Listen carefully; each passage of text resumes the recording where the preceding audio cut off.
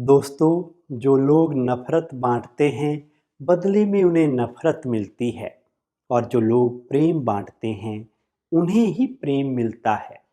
जो किसी को दोगे वही लौट कर आएगा। नमस्कार, ओम शांति। मैं हूं आपका दोस्त प्रोफेसर बीके ओंकार चंद। चलिए आज आपको एक प्यारी सी कहानी सुनाते हैं। एक बार की बात है, एक छोटे से गांव में एक आदमी रहता था। उसके घर के पास एक सुंदर पहाड़ था। वह उस पहाड़ पर रोज सुबह जाता, थोड़ी देर के लिए वहां बैठता और फिर वापस आ जाता। एक दिन रोज की तरह वह सुबह सुबह जा रहा था। पीछे से उसका छोटा सा बेटा आया और उसने आकर उसका हाथ पकड़ लिया और कहा, पापा, आज मैं भी आपके साथ चलूंगा। उसने पहले तो बच्चे को थोड़ा सा समझाया और मना किया। कहा कि जो रास्ता है वो बहुत छोटा है और चढ़ाई बहुत ज़्यादा है, इसलिए तुम मेरे साथ नहीं चल पाओगे। लेकिन जब बेटे ने बहुत जिद की तो पापा मान गए। अब दोनों पहाड़ पर चढ़ने लगे। वहां चारों तरफ हरियाली थी, ठंडी हवा चल रही थी। पापा ने बेटे का हाथ कस के पकड़ा हुआ था। लेफ्ट साइड में पहाड़ थे और राइट साइड में गहरी खाई थी और रास्ता बहुत ही छोटा था। वे पहाड़ की चोटी तक पहुंचने ही वाले थे, तभी रास्ते में एक बड़ा सा पत्थर आया। क्योंकि पापा उस रास्ते पे रोज आते थे तो उनको पता था कि वहां पर पत्थर है, इसलिए वो साइड से निकल गए। लेकिन जो बेटा था उसका ध्यान कहीं और था। उसका घुटना जाकर पत्थर से टकरा गया। फिर उस बच्चे के मुख से चीख निकली, आह आह। जैसे ही वो चीखा, उसकी आवाज पहाड़ों में गूंजने लगी। नीचे घाटी से उसकी वही आवाज गूंज कर वापस आई, आह। इससे पहले उस बच्चे ने अपनी आवाज की गूंज नहीं सुनी थी। उसे समझ नहीं आया कि ये क्या हो रहा है, यह किसकी आवाज है। वह अंदर से थोड़ा सा घबरा गया। उसे लगा शायद कहीं कोई है जो छिपकर उसे देख रहा है और उसका मजाक उड़ा रहा है। फिर उस बच्चे ने बोला, कौन हो तुम? जब उस बच्चे ने इस गूंज को सुना, उसे गुस्सा आ गया।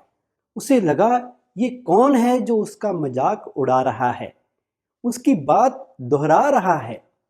फिर उसने गुस्से से कहा, मैं तुम्हें छोड़ूंगा नहीं। वापस वही आवाज आई, मैं तुम्हें छोड़ूंगा नहीं।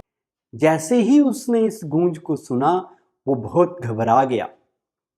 अब उसने अपने पिता का हाथ कस के पकड़ लिया और पिता से पूछा, कौन है ये जो मुझे इतना तंग कर रहा है? कौन है ये जो मुझे इतना डरा रहा है?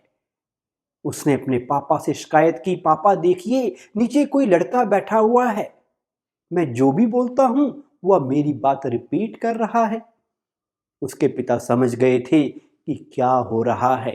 वो थोड़े से मुस्कुराए और उन्होंने खाई की तरफ देखा और जोर से बोला, मैं तुमसे बहुत प्यार करता हूं। वापस वही आवाज आई, मैं तुमसे बहुत प्यार करता हूं। यह सुनकर वो बच्चा हैरान हो गया। उसे समझ नहीं आया कि हो क्या रहा है।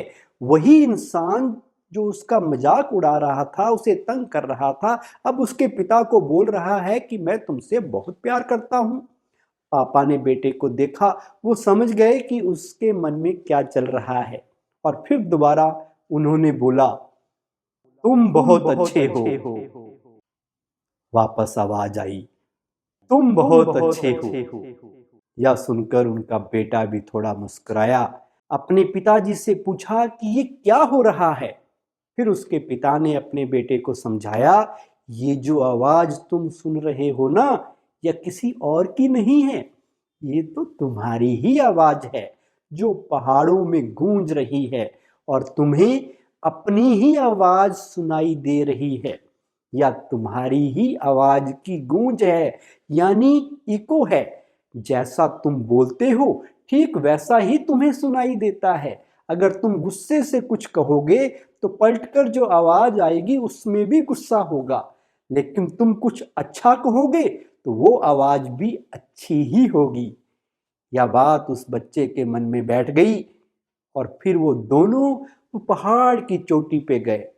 फिर वो बच्चा खिलखिला के हंसा और उसने अपने दोनों हाथ खोले और अपनी पूरी ताकत से बोला, मैं तुमसे बहुत प्यार करता हूँ। वापस वही आवाज आई, मैं तुमसे बहुत प्यार करता हूँ। पापा ने उस बच्चे को दोबारा समझाया कि बिल्कुल इसी तरह से हमारी जिंदगी में भी होता है। अगर हम हमेशा शिकायत करते रहेंगे, दूसरों के लिए बुरा बोलते रहेंगे, तो हमें अपने बारे में भी बुरा ही सुनना पड़ेगा।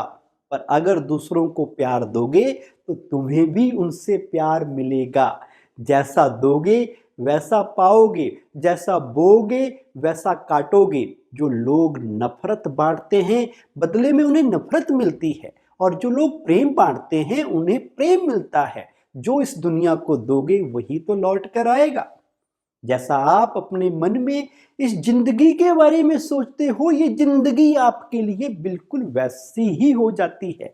अगर आप मन ही मन अपने आप को ये बोलते रहोगे कि मेरी जिंदगी तो बहुत ही बुरी है, तो आपको जिंदगी सच में ही बुरी हो जाएगी। अगर आप अपनी जिंदगी से प्यार करोगे तो आपकी जिंदगी भी आपसे प्यार करेगी। इस दुनिया को आप वो दीजिए जो आपके पास द बेस्ट है, तो ये दुनिया भी आपके सुर में सुर मिलाएगी और आपको द बेस्ट ही वापस देगी। Thank you. ओम शांति।